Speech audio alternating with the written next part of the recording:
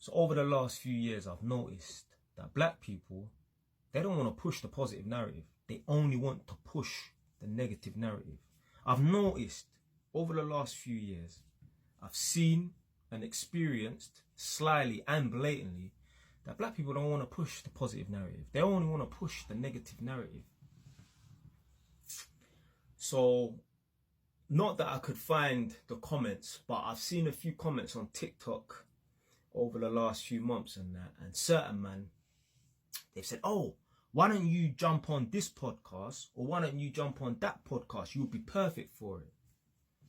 And I ain't gonna even look for the comments because I wouldn't be able to find it anywhere to respond to. But even if I did know where to find the comment to respond to, I wouldn't, because I ain't gonna put no one's podcast or YouTube channel in the mix. But a couple men have said to me, oh, why don't you go on this podcast, that podcast, and that.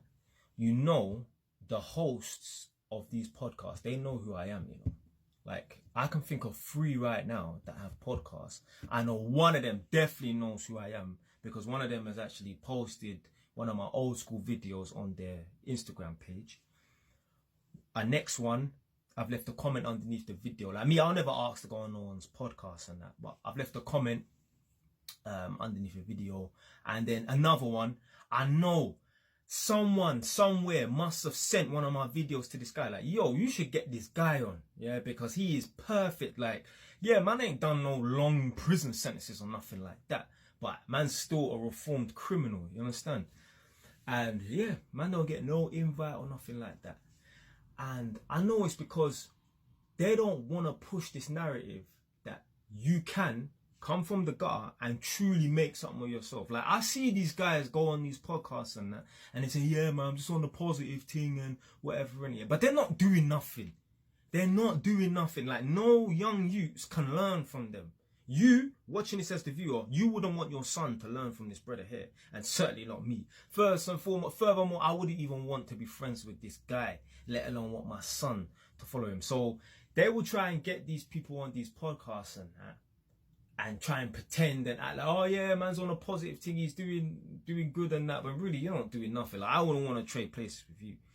So these guys that own or host these podcasts and that, I know they know who I am. Yeah? I know they know who I am, but it's like almost like they're choosing to ignore me. And I don't care, innit? But I just noticed a couple of men have asked me like, yo, why don't you go on this podcast? I'm not asking to go on no one's podcast and that, yeah? I know they know who I am, and I know, like, if they even come across none of my videos, I know someone has sent them a video, yo, get this guy on. It's happened too much. Like, people on my YouTube channel like, yo, you should go on this podcast and that. But the one thing that made me realize, yeah, they don't want to push the positive narrative. They don't want to push the fact that, you know, you can come from the gut and make something of yourself. So basically, man met this woman one time and done some little electrical work for her. Funny enough, yeah, so I met this woman like 4 years ago or something. Yeah, I was just riding my motorbike. I was coming back from like Essex sides, and I'm going down the A12, heading towards like A46 to go back to Edmonton. And I stopped off at like a KFC near Romford. And I was randomly in KFC, and I just started chatting to some random black woman, big woman, old enough to be my mum. We're talking. I can't remember how we got onto the subject and that. I must have asked her where she's from, or she asked me where I'm from. I said I'm from Edmonton. She said, oh, she's from Edmonton. I'm like, no way. I'm like, how long you lived? She's like, I've lived there for like 15 years. I'm like, I've never seen you in my life. She only lives 2 minutes down the road from me. We've never seen each other in our lives and that. Cool. Boom. I think we even exchanged numbers because obviously I told her I'm an electrician and that. The next day, man's walking through Edmonton Green. I see the fucking woman. I've never seen her. 15 years this woman's lived in Edmonton. Edmonton Green's are local. I walk through there all the time, and that this time I was living at my mum's yard. This is like 4 or 5 years ago. I'd never seen her before until the next day that I met her and that. Anyway, I can't remember what this woman's name is. Let's say her name's Kay, yeah? I forget her name begins with a K. So that happened like 4 or 5 years ago. But then randomly, one day during like the lockdown, during COVID and that, she hit me up. She's like, oh, you said you got some properties and that. Like, you're doing well for yourself. And I said, yeah, I'm doing all right. I got a couple of properties and that. She was like, do you know what? Yeah? I know someone that's doing a show for the BBC. Yeah, they want to get young black people that are, you know, doing well for themselves and put them on this show. So do you mind if I forward on your details? And I was like, yeah, go ahead. I ain't gonna turn an opportunity like that to go on the BBC.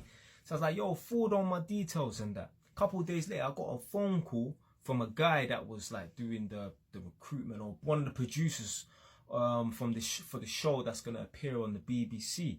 And basically what it was about was young black quote-unquote entrepreneurs that are struggling during lockdown and that. And basically what the narrative was lockdown is hard for everyone, but allegedly it's harder for black people. So anyway, when this guy phoned me up and that, I told him like, yo, I'm not struggling that. I don't have a business, but man got property and that, whatever, in it, boom. And basically my story, yeah, my little come up story didn't fit his narrative. He didn't want to hear that black people, there's a black man that's doing well. No, he wanted me to tell him, yeah, during lockdown and that, I'm not able to rent out my property, or during COVID and that, I'm not able to rent out my property and that. And I think it's not just because of lockdown and that, I think it's because I'm a black man. Like that's what they wanted to hear. I'm not saying he said that to me, or yeah, blatantly and that, but it's like, he wanted to hear me talking about the struggles of being a black man during lockdown, when I was telling him, I'm not struggling during lockdown. Furthermore, during the proper original lockdown, I didn't even work for a whole year. And then afterwards I started working. When I started working for a few months, and I got this phone call and that, and then by then I had a new property and that. He did not want to hear that a man is doing well for himself. He wanted to hear that a black man is struggling and that. How are you going to produce a program about black people that are struggling during lockdown, or struggling in general? But why don't we start producing programs where we're showing young black people that have come up from nothing and have made something of themselves? Yeah, that's giving the people them who's come from nothing motivation to say, yo, if he can do it, I can. That's what I'm saying. There are black people right now that do not, let me repeat, do not want to hear and want to see someone like me who's doing well for themselves, because it's basically letting them know that if I can do it, you can. And the people them are lazy. They don't want to know that you can make something of yourself, because it takes work and takes effort. So they rather just be riding this narrative that, yeah, man, it's hard as a black man and that. But it's not no hard as a black person, fam. It's not. It's not. All these obstacles allegedly that are put in the way of black people and that, I've never seen them. I've never seen them. I've never experienced them. And some people might think, because you lot don't know my circle, you don't know who my friends are. And some people might think, yeah, man, he probably has a lot of white friends. Blood, I don't have one white friend. I don't have no white man's number in my phone like that. That I could even like, no. All of my people them is black. So some people might try and make excuses. Oh yeah, the reason why he's got probably the reason why he's doing is because he's white. Blood, the only fam, I ain't got no white people's number in my phone. Yeah, my girl's half white. Yeah. Other than that, man, I ain't got no white people's numbers in my phone like that. Yeah, so I ain't get help from people like that. Yeah, but I believe that some of these podcasts and that, they wouldn't want to get me on because I don't fit their narrative. Yeah, like they don't want guys that are fully doing well for themselves. They just want guys that are kind of getting by, and probably because I might show them up. I might show them up. And then that program, I don't even know if it came on. I hope it didn't, because I don't want them putting out programs where they're talking about the struggles of black men. Make a program and show us black doctors, black stockbrokers and bankers and lawyers.